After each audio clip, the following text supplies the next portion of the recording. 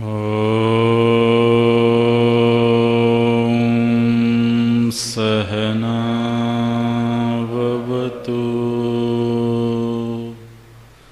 सहनौ भुनक्तु सह वीर्यं करवावहै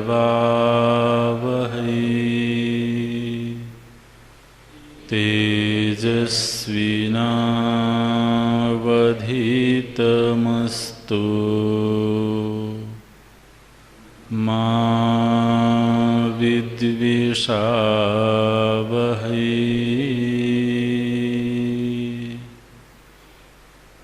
ॐ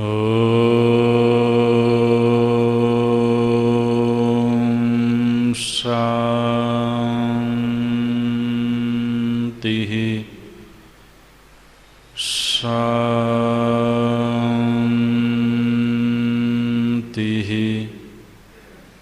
शान्तिः।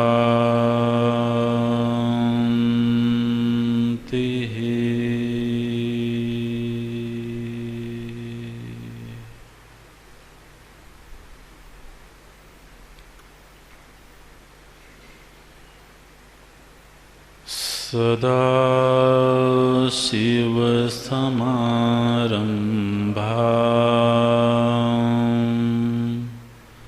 शङ्कराचार्यमध्यमाम् अस्मदाचार्यपर्यन्तां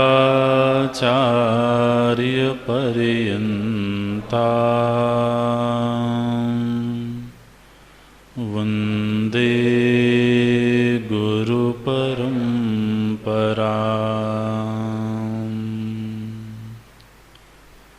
शङ्करं शङ्कराचार्यं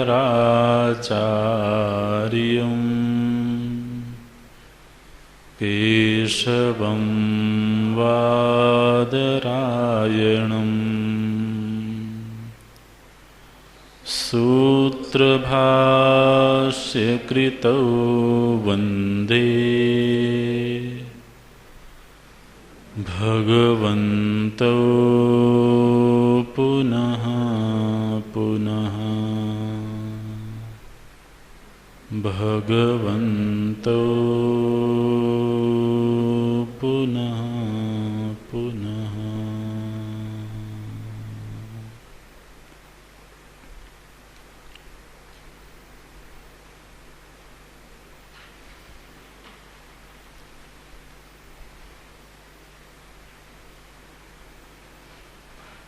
कर्तुराज्ञया प्राप्यते फलम्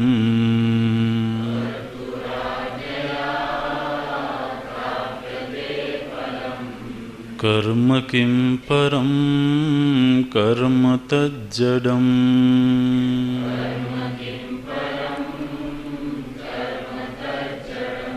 कृतिमहोदधौ पतनकारणम्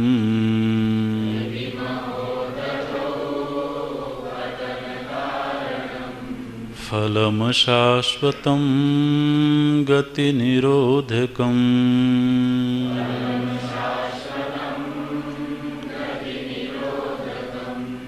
ईश्वरार्पितं नेच्छया कृतं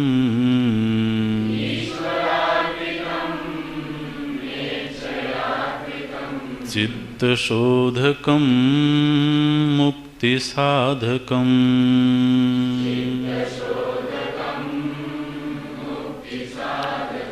कायवाङ्मनः कार्यमुत्तमम्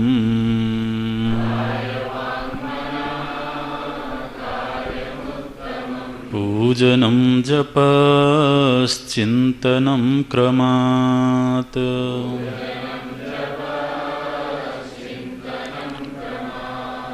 जगतैषधीयुक्तसेवनम्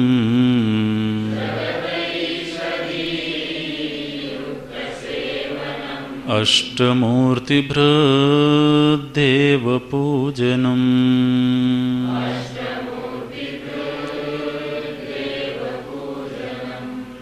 उत्तमस्तपादुच्चमन्दताः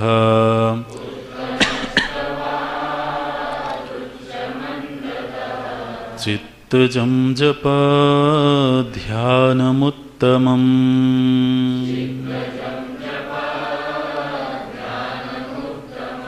आज्यधारया स्रोतसा समम्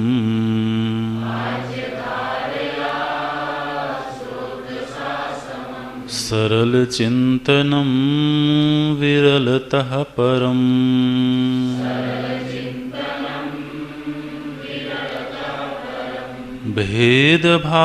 भेदभावनात् सोऽहमित्यसौ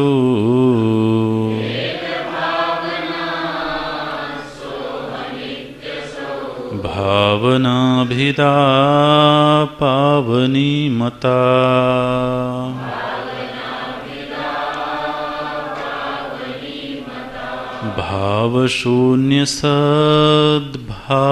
भावशून्यसद्भावसुस्थितिः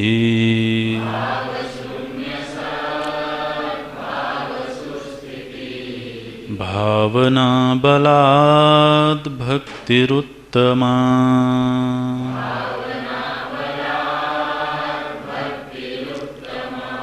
हृत्स्थले मनः स्वस्थता क्रिया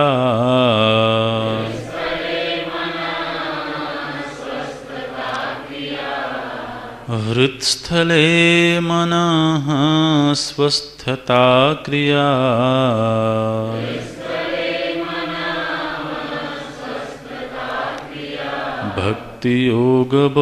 भक्तियोगबोधाश्च निश्चितम्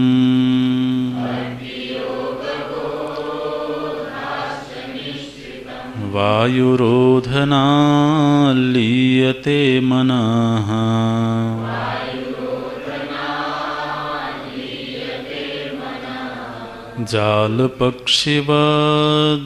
जालपक्षिवद्रोधसाधनम्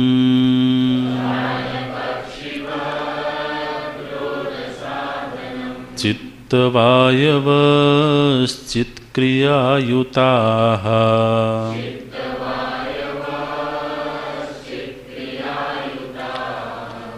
शाखयोर्द्वयी शक्तिमूलका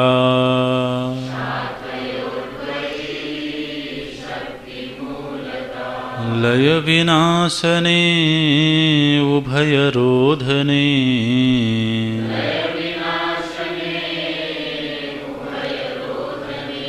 लयगतं पुनर्भवति नोऽमृतम्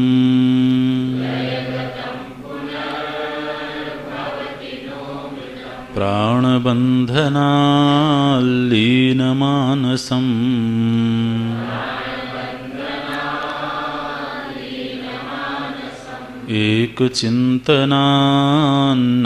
एकचिन्तनान्नाशमेत्यदः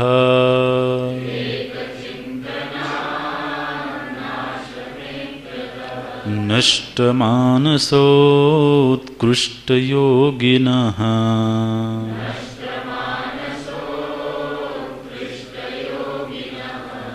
कृत्यमस्ति किं स्वस्थितिं यतः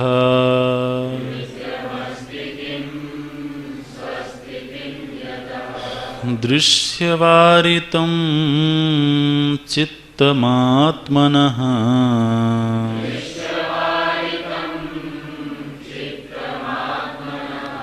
चित्वदर्शनं तत्त्वदर्शनम्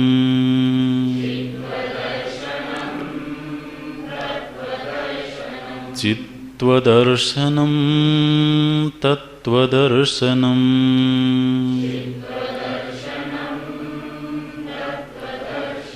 मानसं तु किं मार्गणे कृते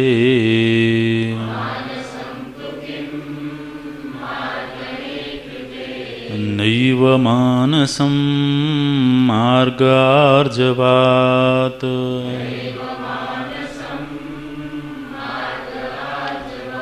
वृत्तयस्त्वहं वृत्तिमाश्रिताः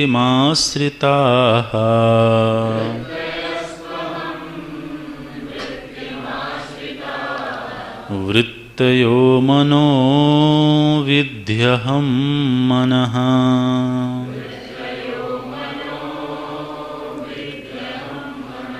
अहमयं कुतो भवति चिन्वताः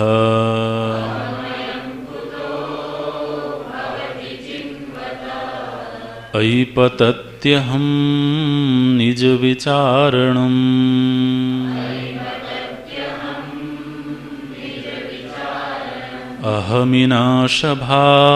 अहमिनाशभाज्यहमहं तया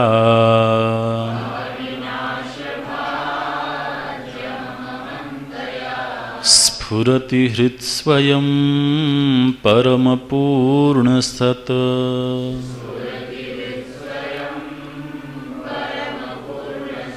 स्फुरति हृत्स्वयं परमपूर्णसत्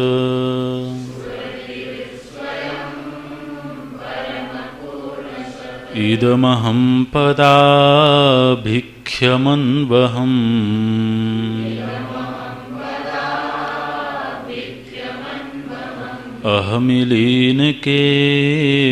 अहमिलीनकेऽप्यलयसत्तया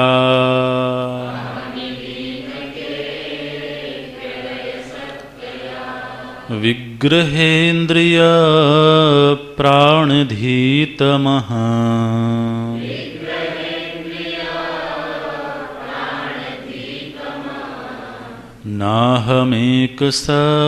नाहमेकसत्तज्जडं ह्यसत्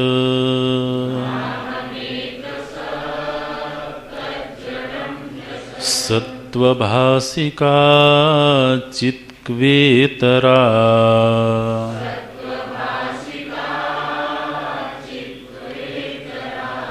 सत्तया हि चित्तया ह्यहम्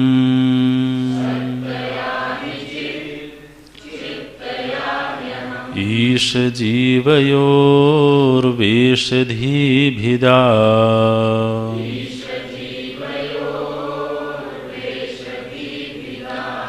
सत्स्वभावतो वस्तु केवलम्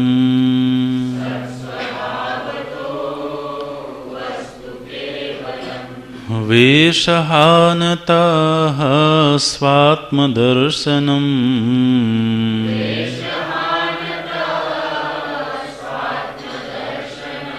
ईशदर्शनं स्वात्मरूपतः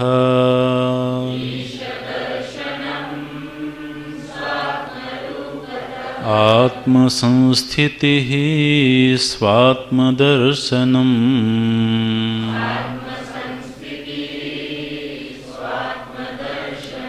आत्मनिर्द्वयादात्मनिष्ठता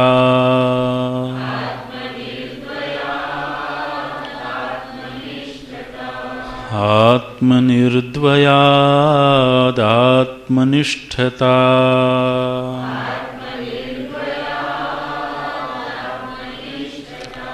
ज्ञानवर्जिता ज्ञानहीनचित्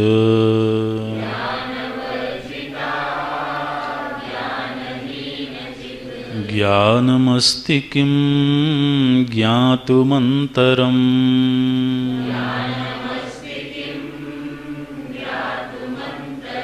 किं स्वरूपमित्यात्मदर्शने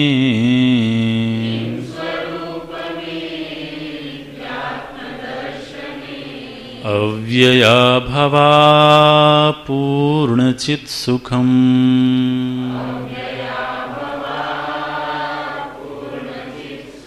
अव्यया भवा पूर्णचित्सुखम्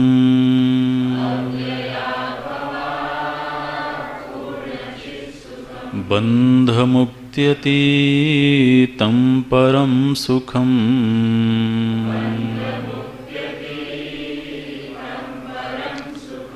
विन्दतीह जीवस्तु दैविकः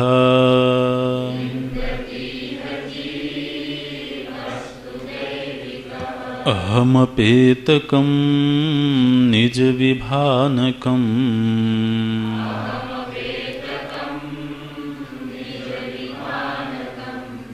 अहमपेतकं निजविभानकं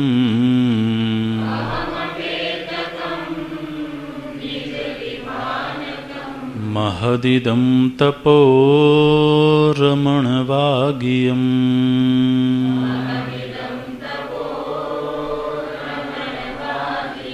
महदिदं तपो रमणवागियम्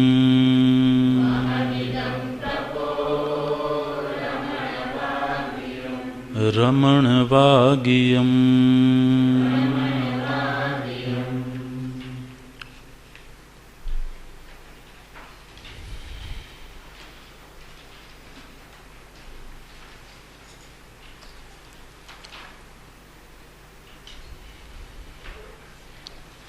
आत्मज्ञानी महापुरुष की अनुभूति क्या है, वो उस ज्ञान की स्थिति में अपने आप को किस रूप में अनुभव करते हैं। कहीं ऐसा तो नहीं कि वो शून्य में विलीन हो गए हों, कहीं ऐसा तो नहीं कि सब कुछ नष्ट हो गया हो, सब कुछ बाधित हो गया हो। हमारे वेद शास्त्रों ने कहा कि सब कुछ नष्ट हो जाने पर भी उस नष्ट का जो दृष्टा है वो शेष रहता है, और वो दृष्टा नीरस नहीं होता है, अकेलापन का अनुभव नहीं होता है,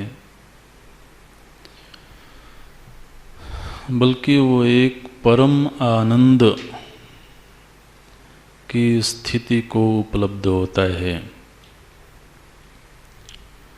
जो नैसर्गिक रूप से प्रत्येक जीव को अभीष्ट है।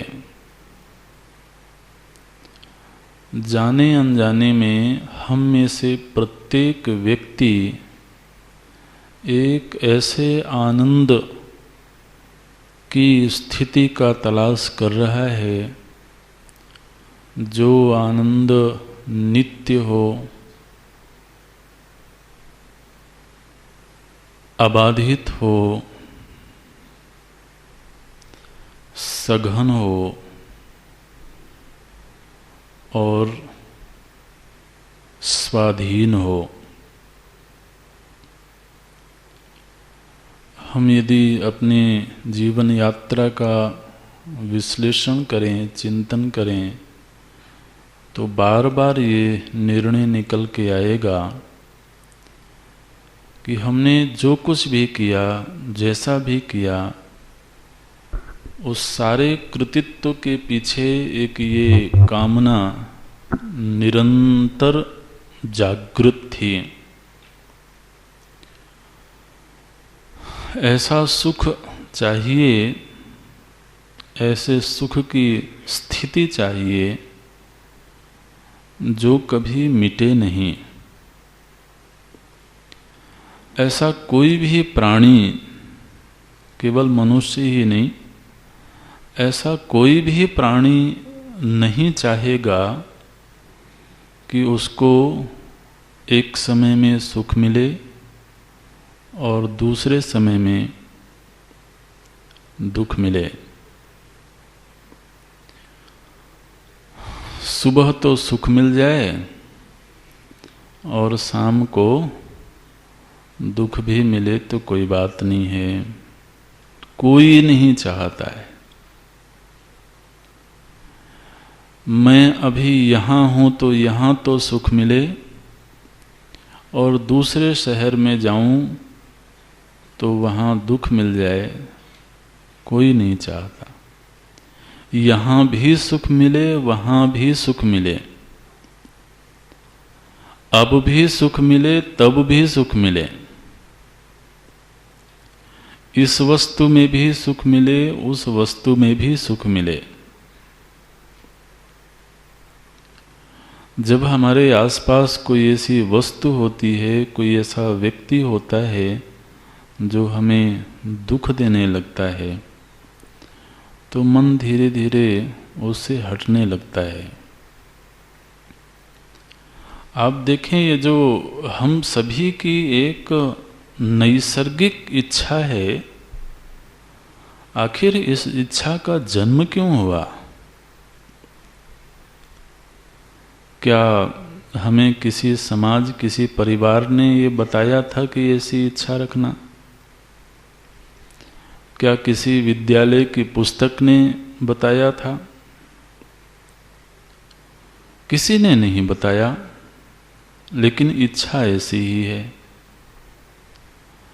मानव जीवन में समस्त परिस्थितियों का जो निर्माण करने का सतत प्रयत्न होता है, उन सब प्रयत्नों के पीछे ये एक ही कामना है। विज्ञान का जितना विस्तार हुआ है, जितना विकास हुआ है, वो सब इस एक कामना का पोषण करने के लिए हुआ है। शरीर जब दुख देने लगता है तो वो दुख हमें नहीं चाहिए, इसके लिए मेडिकल साइंस का जन्म हुआ।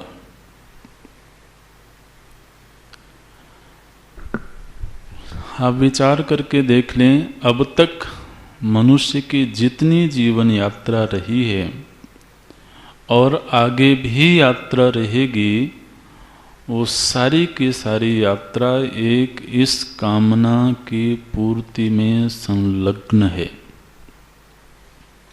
मैं ऐसे समाज में रहूं जो सुख देने वाला हो, मैं ऐसे परिवार में रहूं, ऐसे घर में रहूं, ऐसे नगर में रहूं, ऐसे लोगों के बीच रहूं, ऐसी वस्तुओं का संग्रह करूं जो हर समय, हर स्थान पर मुझे सुख दें। तो नित्य सुख की कामना, वो सुख कभी कम हो, कभी ज़्यादा हो, ऐसा भी नहीं चाहते हैं। वो सघन हो।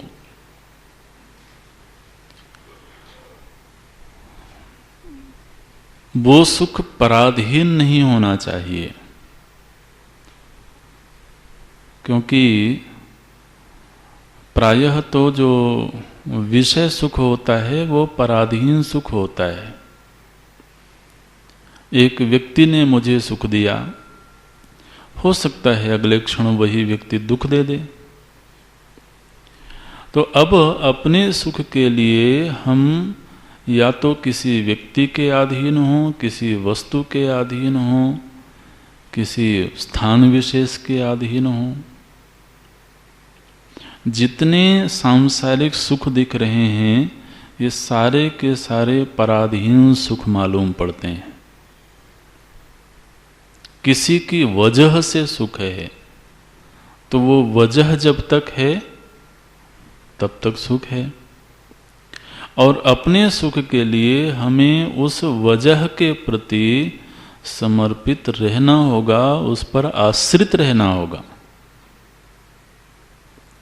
हम एक ऐसे सुख की तलाश कर रहे हैं जो मिले तो सही, लेकिन उसमें पराधीनता की अनुभूति ना हो। स्वाधीन सुख की तलाश है, नित्य सुख की तलाश है। और जब नित्य कहते हैं तो इसमें तीनों बातें जोड़ लेना है, हर देश में, हर काल में और हर वस्तु में।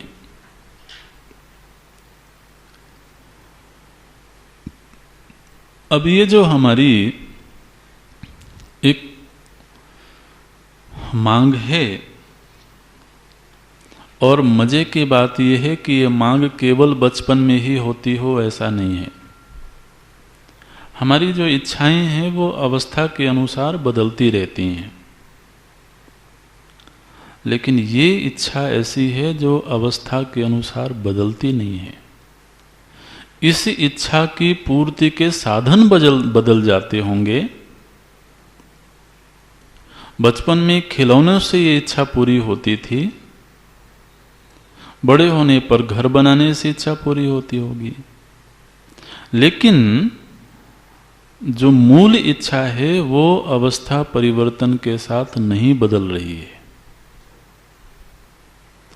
इस दृष्टिकोण से अवस्था चाहे कितनी ही बदल गई हो, कोई छोटा हो बड़ा हो, सब बराबर है, क्योंकि उनके दिनचर्या की, उनके जीवन की सारी प्रवृत्ति ही इसी इच्छा के लिए है।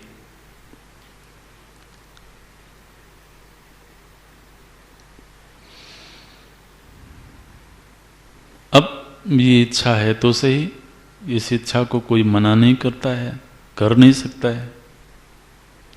इसकी पूर्ति का उपाय क्या है?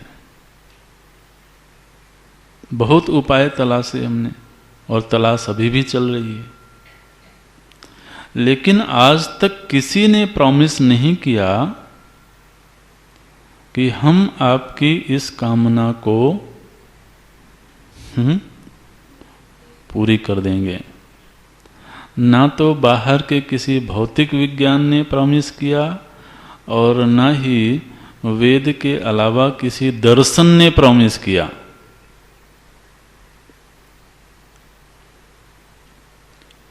सांख्य दर्शन ने कहा कि पुरुष जब प्रकृति से अपने आप को पृथक जान लेता है तो वो सच्चित रूप अनुभव करता है, आनंद नहीं।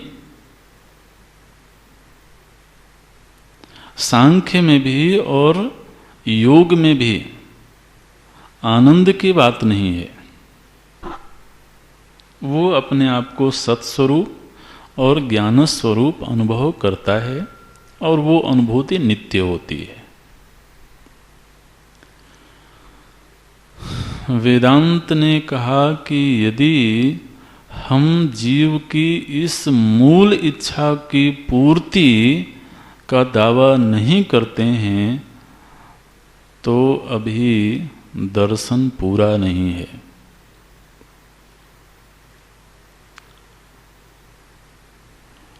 व्यक्ति को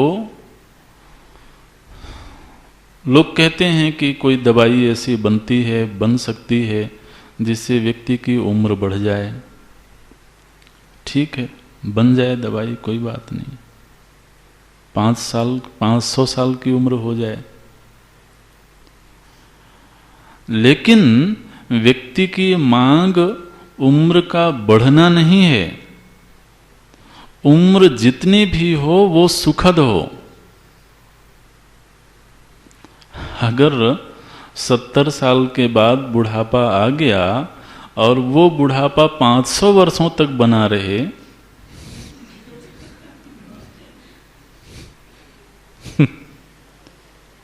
तो कौन वो दवाई का प्रयोग करना चाहेगा?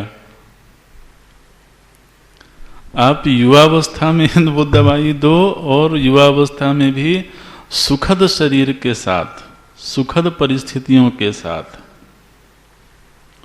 500 वर्ष की उम्र हो गई और परिस्थितियां गरीबी की हैं, परिस्थितियां दुखद हैं, तो उस उम्र की कामना कोई नहीं करेगा।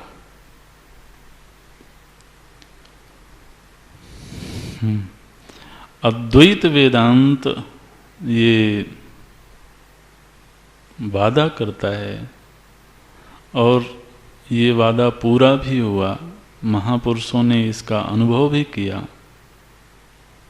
कि एक ऐसे सुख की स्थिति प्राप्त होती है, समस्त उपाधियों का बाध हो जाने के अनंतर, जो सुख अव्यय है, अभव है, आपूर्ण है और अनुभूत है।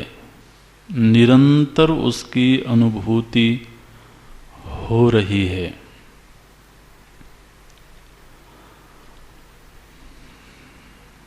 तो ये जो उपलब्धि है, ये उपलब्धि ही तो हम सब प्राणियों की मांग है।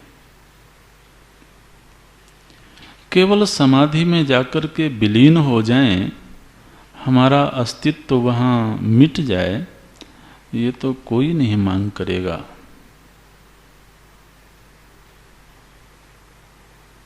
अपने आप को भुला देना, वो तो हम शयन में भी ऐसा करते हैं, सुषुप्ति में भी ऐसा करते हैं। तो वो कौन सी उपलब्धि है? मुझे अपने होने की अनुभूति बनी रहे और वो जो मेरा होना है वो उसमें अनुकूलता की अनुभूति हो, सुखद अनुभूति हो। अपने आप को मिटा देने की, अपने आप को विलीन कर देने की इच्छा नहीं होती है किसी की, बल्कि व्यक्ति अपने आप को सुरक्षित रखने के लिए सारी दुनिया से लड़ाई लड़ सकता है।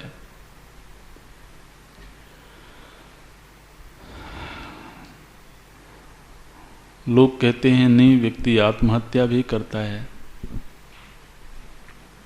आपको मालूम है व्यक्ति आत्महत्या तब करता है जब उसकी ये जो सुख की कामना है ये उसके आसपास कहीं भी पूरी होती हुई नहीं दिखती है।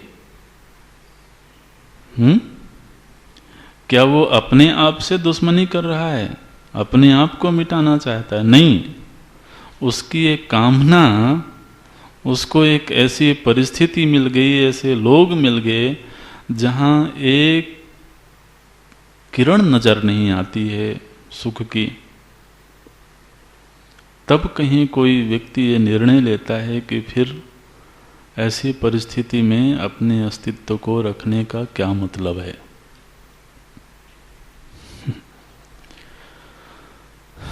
ऐसा सुख आत्म सुख है, ब्रह्म सुख है, ईश दर्शन का सुख है, आत्म दर्शन का सुख है, आत्म संस्थिति का सुख है, आत्मनिष्ठा का सुख है। भगवान कहते हैं यह जो सुख है यह बंधन के सुख से भी अतीत है और मुक्ति के सुख से भी अतीत है। आप अगला श्लोक देखना, 29वां श्लोक। बंध मुक्ति अतीतम।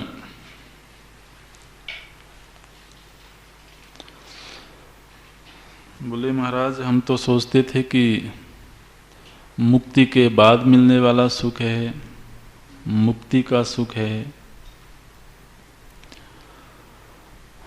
तो आचार्यों ने कहा कि पता नहीं मुक्ति का अर्थ तुमने क्या समझा हुआ है, इसलिए उस समझ के ऊपर पुनः समझ पैदा करनी चाहिए। बोलते हैं ये जिस सुख की हमने बात की है, जिस सुख को कोई महापुरुष अनुभव करते हैं, साक्षात अपरोक्ष अनुभव करते हैं, यह सुख बंधन के सुख से अतीत है। बंधन का सुख माने हम जानते हैं विषय सुख, लोगों से जुड़ के जो सुख मिलता है, विषयों से जुड़ के जो सुख मिलता है, तो उस सुख की पहचान तो हमें है ही।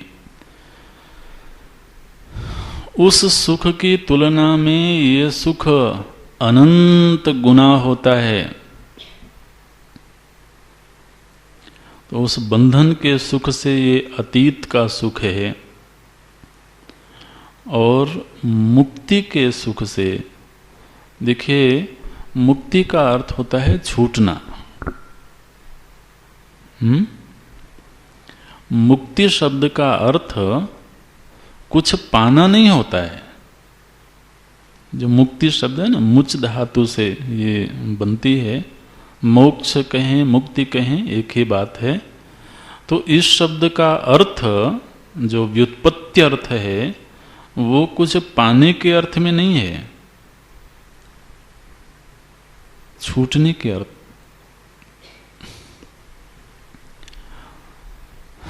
तो अब जैसे कोई व्यक्ति जेल में बंद है या पिंजरे में बंद है, किसी कमरे में कैद है, तो उसको वहां से मुक्त कर दिया गया, तो उसको मुक्ति मिल गई, जेल से मुक्ति मिल गई। तो उसको कुछ मिला क्या? वो केवल छूटा है, उसको कुछ मिला नहीं है। तो छूटने का भी अपना एक सुख होता है, इसलिए कह सकते हैं कि उसको सुखी हो गया, वो प्रसन्न हो गया। लेकिन प्रसन्नता उसको अतिरिक्त कहीं से मिली हो ऐसा नहीं है। वो तो बंधन में जो दुख हो रहा था, उस दुख से छूट गया, तो उसको ऐसा लगता है कि मैं सुखी हो गया। तो मुक्ति का सुख तो असल में छूटने का सुख है। कोई बड़ी देर तक धूप में चल रहा है, धूप में बड़ी तकलीफ हो रही है, धूप में काम करना पड़ रहा है, तो थोड़ी देर के लिए उसको शीतल छांव मिल गई, तो क्या कहता है? बड़ा आनंद आया। अच्छा, और जो पहले से ही छांव में खड़ा है,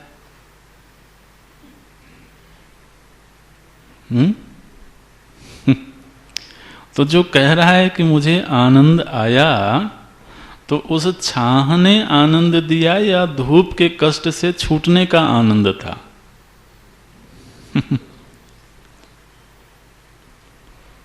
तो ये जो मुक्ति शब्द है ना, इसको भी महाराज भगवान रमण महर्षि बिल्कुल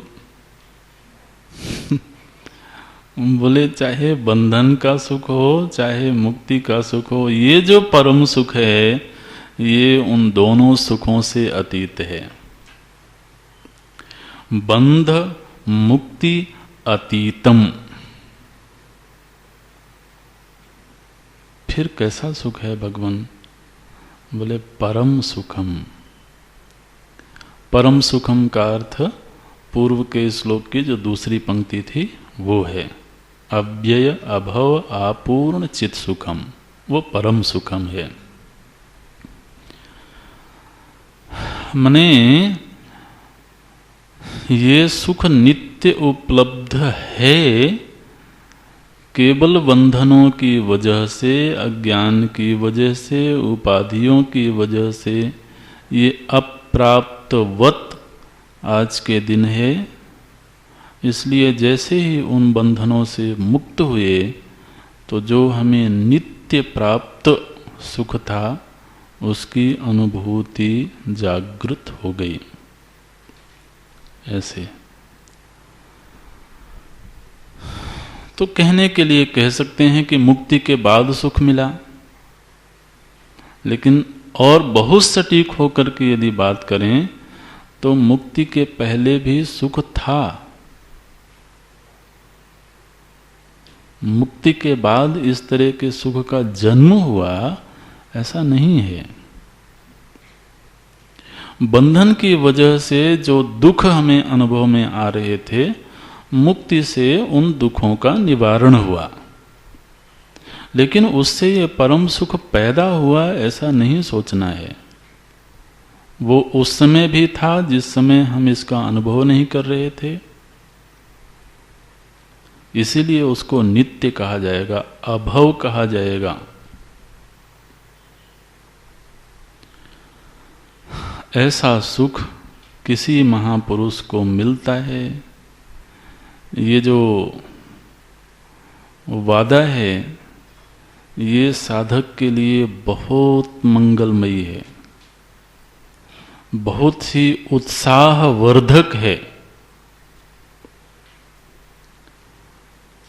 अगर ये बात किसी को समझ में आ जाए तो दुनिया में ऐसा कौन प्राणी होगा जो इसके लिए प्रयत्न ना करे?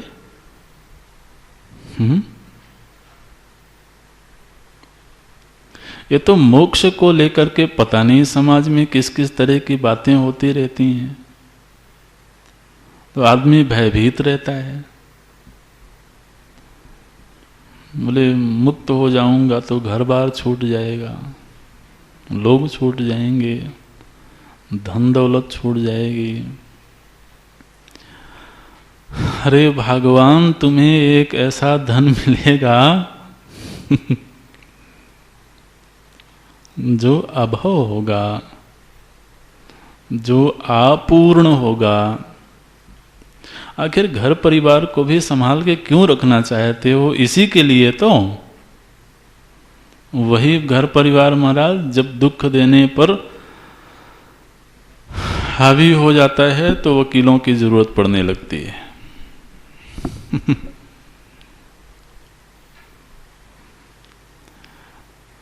भगवान रमण महर्षि कहते हैं मिलता है। अब जो 29वें श्लोक की दूसरी पंक्ति है, शिष्य ने पूछा भगवान ऐसा सुख किसको मिलता है? तो ये अधिकारी का निरूपण किया गया। हमने पहले भी संकेत किया था किसी कक्षा में कि प्रायः तो ग्रंथ के आरंभ में अधिकारी प्रकरण आता है। यहाँ पर तो 29वें श्लोक में अधिकारी प्रकरण आया। एक पंक्ति में अधिकारी का निरूपण करते हैं। बोलते हैं विंदति। विंदति माने प्राप्नोति। पहला ही शब्द है विंदति इह। अलग अलग शब्दों को कर लेंगे तो हर शब्द समझ में आएगा। विंदति इह, इह माने यहीं, यहीं का अर्थ है इसी शरीर में, शरीर का त्याग करके किसी लोक में जाकर के, ऐसा नहीं, यहीं इसी शरीर में विंदति प्राप्नोति। कह विंदति, कौन प्राप्त करता है? बोलते हैं जीवः विंदति। जीवः तु, आप श्लोक के शब्द भी देखते रहना। विंदति इह जीवस्तु, जीवः तु, जीव ही इस सुख को प्राप्त करता है। कीदृशः जीवः, वो कैसा जीव होता है भगवान? हमको लगता है कि हम भी जीव ही हैं। इसमें तो किसी कोई संदेह नहीं है।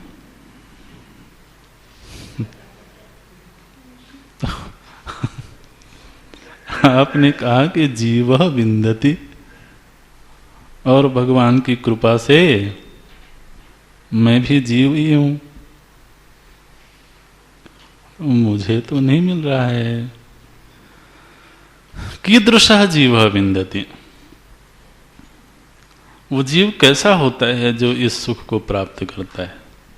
एक लक्षण देते हैं, केवल एक शब्द में एक लक्षण देते हैं, दैविकः जीवः विंदति।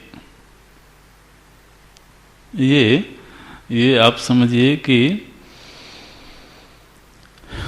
उपदेश सारम ग्रंथ का अधिकारी है। साधन चतुष्टय संपन्न और वो जितनी बातें हैं उस सब को भगवान रमण महर्षि एक शब्द में संग्रहित कर लेते हैं। दैविकः जीवः, दैविकः जीवः तु इह विंदति। किम विंदति? परम सुखम विंदति।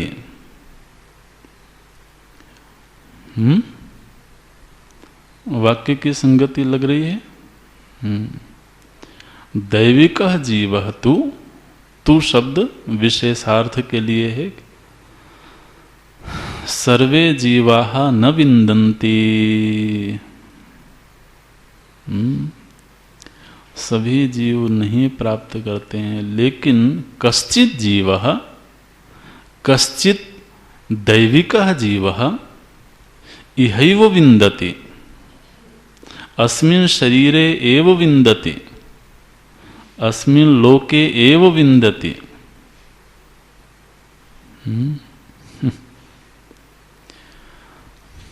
अब इस वाक्य में 2-3 विचारणीय बिंदु हैं। पहली बात तो यह है कि सभी दर्शनों ने ये नहीं कहा कि इस शरीर में ही, माने इस शरीर में जीवित रहते ही उस स्थिति की अनुभूति होगी। वेदांत कहता है इसी शरीर में जीवित रहते ही उस परम आनंद की स्थिति को प्राप्त किया जा सकता है, और जब भी प्राप्त होगा तो वो इसी शरीर में होगा। ये भी बात है।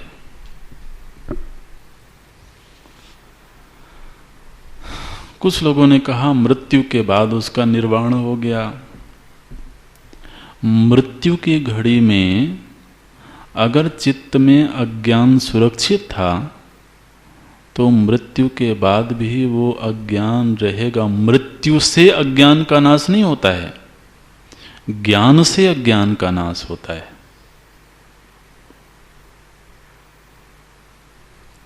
अगर मृत्यु से अज्ञान का नाश होना होता तो सुषुप्ति भी मृत्युवत ही है, कब का अज्ञान नष्ट हो गया होता। इसलिए ये एक शर्त है और हमारे लिए ये मंगलमयी शर्त है कि इसी शरीर में ये आनंद प्राप्त होता है। और उसके लिए योग्यता क्या चाहिए? बोलते हैं दैविकः जीवः। दैविकः जीवः का अर्थ है देव वृत्ति का व्यक्ति। अब देव वृत्ति का व्यक्ति तो ऐसा नहीं समझना कि उसने कोई मुकुट धारण कर लिया होगा, कोई चमकीले वस्त्र पहन लिए होंगे। और कभी लीला होती है ना, नाटक होते हैं, तो उसमें सब देवता बन के आते हैं, तरह तरह के श्रृंगार किए हुए। देवताओं का भी जो रूप हम सीरियल में देखते हैं, तस्वीरों में देखते हैं, हम बड़ा विचित्र होता है महाराज। भारी सा तो मुकुट धारण किए रहते हैं, वस्त्र कम होते हैं, आभूषण ज्यादा होते हैं। अब समझ में नहीं आता वो आभूषण चुभते नहीं होंगे क्या?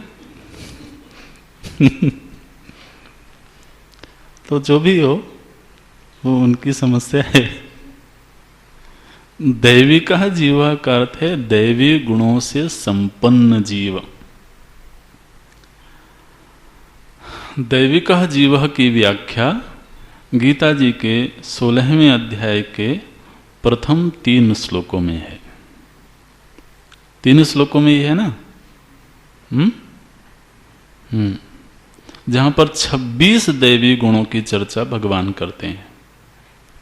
उन 26 गुणों से संपन्न जो जीव है उसके लिए यहां पर भगवान कहते हैं दैविकः जीवः। अभयम सत्व संशुद्धि ज्ञान योग व्यवस्थिति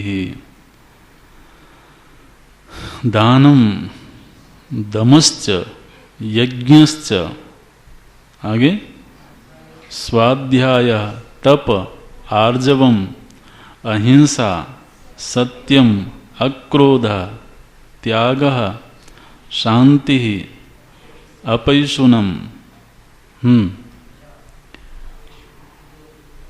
बोलिए दयाभूतेषु अलोलुप्तम। लोलुप्तम नहीं करना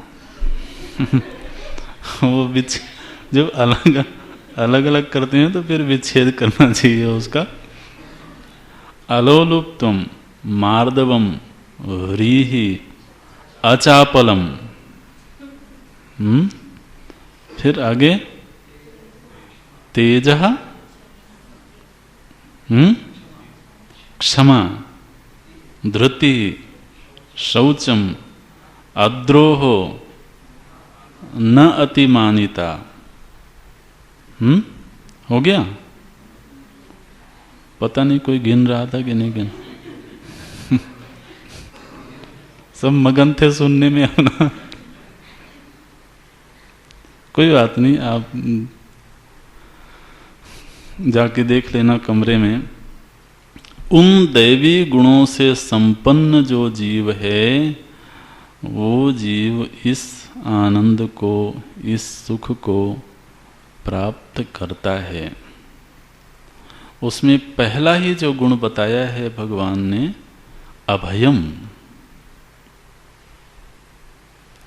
अब ये जो अभयम है, इच्छा होती है कि विचार करें और इच्छा होती है कि समय भी हो रहा है। तो वैसे जब अध्ययन होगा उस समय पर तो विस्तार से चर्चा होगी ही। ये जो अभयम है ना, वैसे लगता बड़ा साधारण सा है, लेकिन ये भगवान ने पहला जो नाम लिया वो अभयम नाम लिया। इसका मतलब है कि इसमें कोई विशेष बात होगी। प्रायः तो अभयम शब्द का हम सुनते हैं अर्थ निर्भय रहना, बचपन से स्कूल में सिखाया जाता है, बेटा निर्भय बनो, किसी से भयभीत मत होना। वो तो निर्भय किसी से भी लड़ जाता है, क्यों? बोले निर्भय, वो तो सद्गुण संपन्न है। देखिए, ये जो भय नाम की चीज है ना, ये मुख्य रूप से दो जगहों से आती है। एक तो दुराचरण से और दूसरा आसक्ति से। आप विचार करना,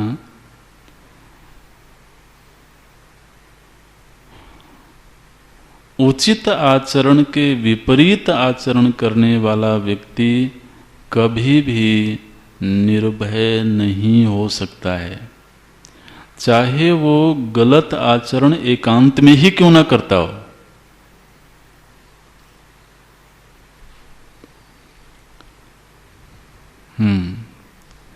और दूसरा, भय माने क्या होता है? किसी चीज के छिन जाने का भय है ना। ये जो भय है ना, ये भविष्यत वृत्ति है, भविष्य की वृत्ति है।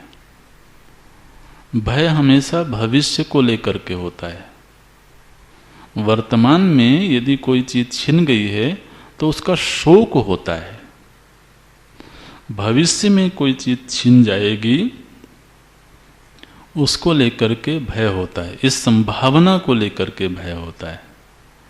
तो अब किसके छिन जाने का भय होता है? जिसमें मैं आसक्त हूं, जिससे मेरा सुख दुख जुड़ा हुआ है। अभय हो जाने का अर्थ क्या है? अभय हो जाने का अर्थ है वो सदाचारी है। अभय हो जाने का अर्थ है वो जीवन में अनासक्त है। कोई आसक्ति का स्थल ही नहीं है जो छीन सके। और ये चीजें सिद्ध होती हैं भगवत शरणागति से। तभी चूंकि समय का अभाव है, इसलिए ज़्यादा विस्तार अभी नहीं कर रहे हैं। लेकिन अभय की पूर्ण सिद्धि तो शरणागति से ही होती है। ऐसे जो देवी गुणों से संपन्न है वो इस तरह के सुख का अनुभव करता है। और 30वें श्लोक में एक तरह से इस पूरे प्रकरण का समापन करते हैं और उस चरम स्थिति का एक बार पुनः निर्वचन करते हैं। अहम अपेतकम निज विभानकम। आप श्लोक देखना। अहम अपेतकम, अपेतकम का अर्थ है बाधित हो जाना। पूर्व में ये विस्तार से चर्चा हो चुकी है। अब उसको संग्रह करके एक वाक्य में तो प्रस्तुत करते हैं। अहम अपेतकम, ये जो औपाधिक अहम है, ये जो व्यक्ति रूप अहम है, इस अहम का बाध हो जाने पर, अपेतकम माने नष्ट हो जाना, बाधित हो जाना, मिथ्यात्व सिद्ध हो जाना।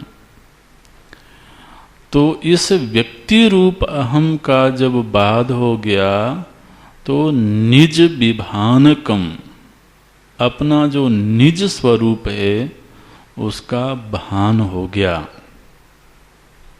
अपने निज स्वरूप का, अपने वास्तविक स्वरूप का स्फुरण हो गया। परम पूर्ण सत स्फुरति, है ना, वो है निज विभानकम, विभान होना। इसी को 10वें श्लोक में कहा गया था, हृत्स्थले मनः स्वस्थता क्रिया।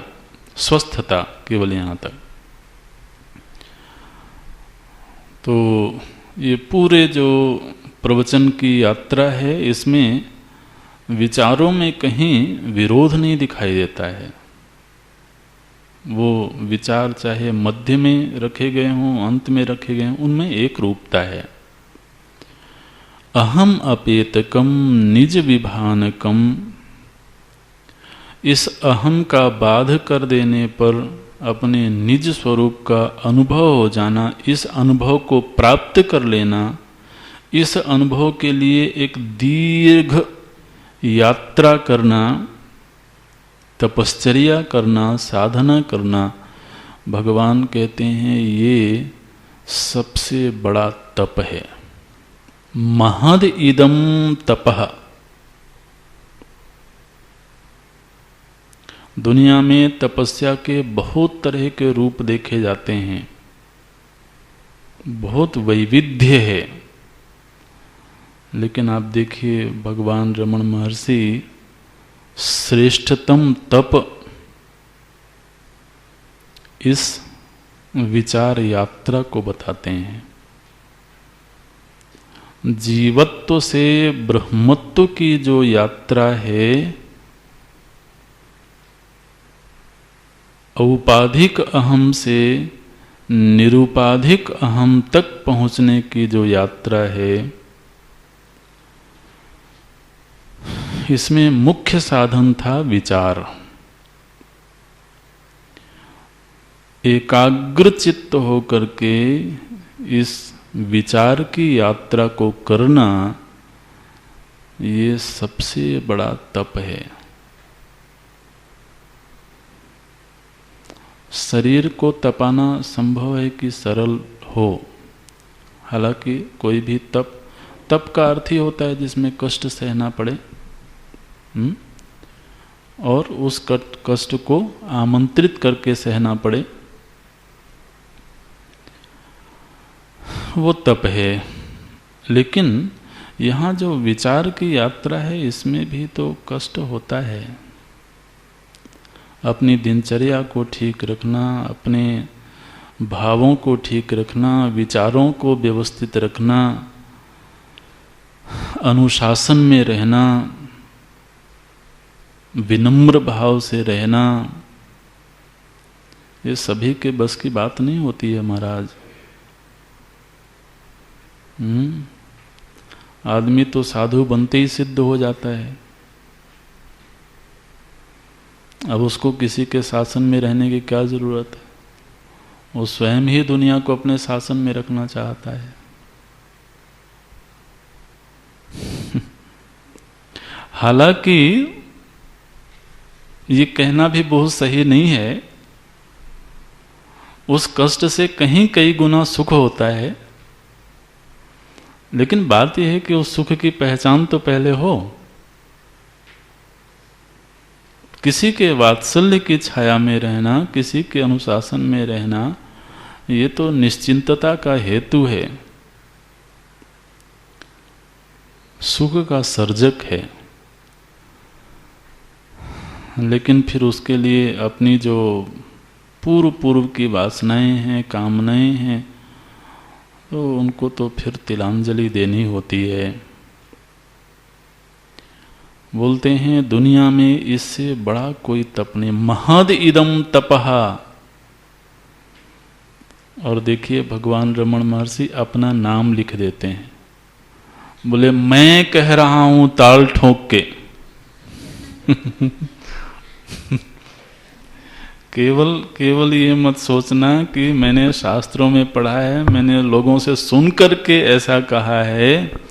मैं केवल सुनी हुई बात नहीं कह रहा हूं, अपने अनुभव की बात कह रहा हूं। महद इदम तपः इयम रमण वाक्। और यह जो वचन है ये रमण का वचन है। उसमें अपने हस्ताक्षर कर देते हैं, अपनी मुहर लगा देते हैं। महदिदम तपः रमण वागियम। अत्यंत अनुग्रह है ऐसे महापुरुषों का, तो उनके प्रति जितना कृतज्ञ हुआ जाए उतना कम है। उस पूरी गुरु परंपरा के प्रति तो साधक को हमेशा ही कृतज्ञ रहना चाहिए। आप एक बार इस पूरे ग्रंथ को दोहरा लेना, हम लोगों ने पाठ किया है और प्रकरण लगभग सभी को याद ही होंगे। तो इस ग्रंथ में चारों योगों का निरूपण हुआ संक्षेप में, लेकिन पूर्णता के साथ। कर्म योग का रहस्य क्या है, उसका चरम रूप क्या है, भक्ति योग क्या है, अष्टांग योग क्या है, और ज्ञान योग का थोड़ा विस्तार से वर्णन हुआ है। इसका बार बार अध्ययन करना है और ये प्रारंभिक ग्रंथ के रूप में हम लोगों ने पढ़ा है, लेकिन ये जो सिद्धांत हैं ये और खुलते जाएंगे जब हम आगे के और ग्रंथ पढ़ते जाएंगे ऐसे। तो इसलिए इनको संग्रहित करके रखना चाहिए बुद्धि में और कृतज्ञ रहना चाहिए। उनसे याचना करनी चाहिए कि धीरे धीरे हम भी उस अनुभूति के धरातल तक पहुँचें। ओम। यहाँ पूरा करते हैं।